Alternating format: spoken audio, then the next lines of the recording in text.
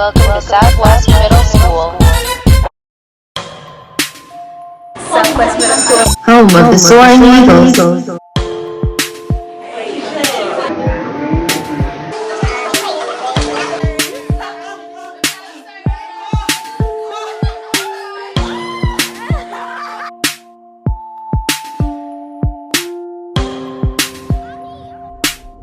Southwest Middle School News Team. Bonus.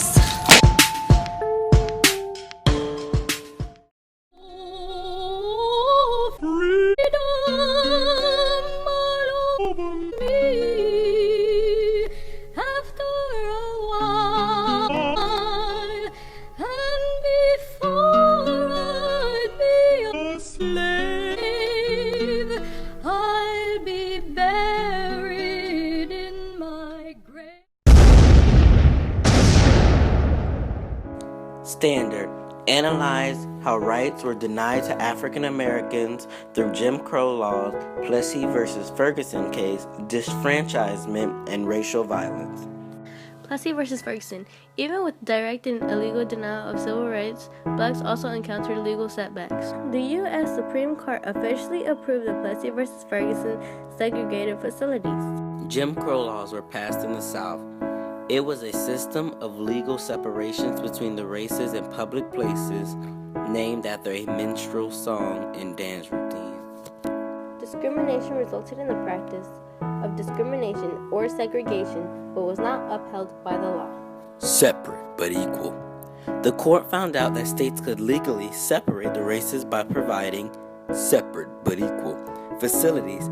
This, according to the Supreme Court, would not violate the racist equal clause of the 14th Amendment. Of course, from schools to waiting room, everything was not equal. Political rights after Reconstruction. Poll taxes, literacy tests, and grandfather clauses were all used to deny blacks the right to vote. The 15th Amendment was circumvented. Segregated drinking. Routine acts like using a restroom or getting a drink were an exercise in humiliation for blacks. Blacks who challenged the Jim Crow laws often met with violence. Disfranchisement of black voters. In 1900s, 12% of the U.S. population were black. In Georgia, 47% of the population was black. In 1908, Georgia enacted the Grandfather Clause, which only allowed black males to vote if their grandfather or father was eligible to vote in 1867. Strict voting requirements. First, you must own property. Second, you must pay poll taxes. Lastly, you must pass the literacy test. Gerrymandering established voting districts to weaken black voting rights. Lynching, a mob's illegal act and execution of a suspected criminal or troublemaker. Great Migration of 1910 through 1920.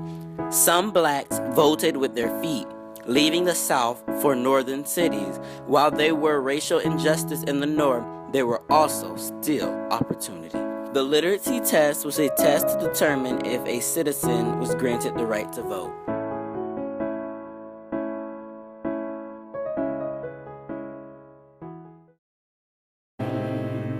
When the war is won, we will be sure, we will be sure. Oh, glory, glory, glory. Oh, glory, glory. This standard explains the roles of Booker T. Washington, Du Bois, John and Virginia, Burns Hope, and Alonzo Herndon.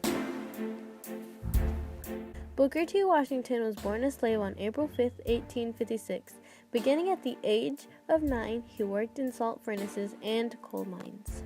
Born in Virginia in the mid to late 1850s, Booker T. Washington put himself through school and became a teacher. In 1881, he founded the Tuskegee University in Alabama, which grew greatly and focused on training blacks in agricultural pursuits. He was a political advisor and writer. Washington closed with Webb Du Bois over the best avenues for racial uplift. Du Bois, scholar and activist. Du Bois was born on February 23, 1868 in Great Barrington, Massachusetts. In 1895, he became the first African American to earn a PhD from Harvard University. Du Bois wrote extensively and was the best-known spokesman for African American rights during the first half of the 20th century. He co-founded the National Association for the Advancement of Colored People in 1909. Du Bois died in Ghana in 1963. John Hope was a famed educator and civil rights activist who became the first African American president of Morehouse College. Born June 2, 1868 in Augusta, Georgia, John Hope graduated from Brown and after teaching for some years became the first African American president of Morehouse College.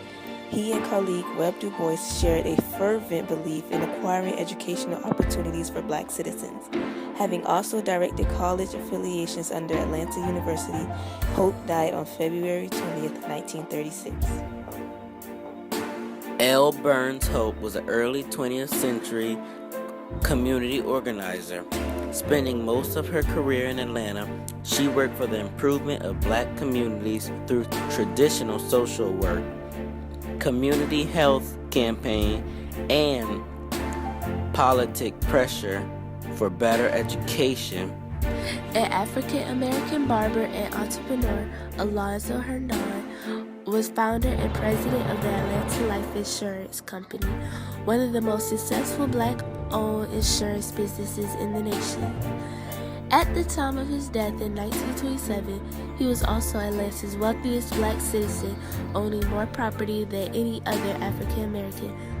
Admired and respected by many, he was noted for his involvement in and support of local institutions and charities devoted to advancing African American business and community life.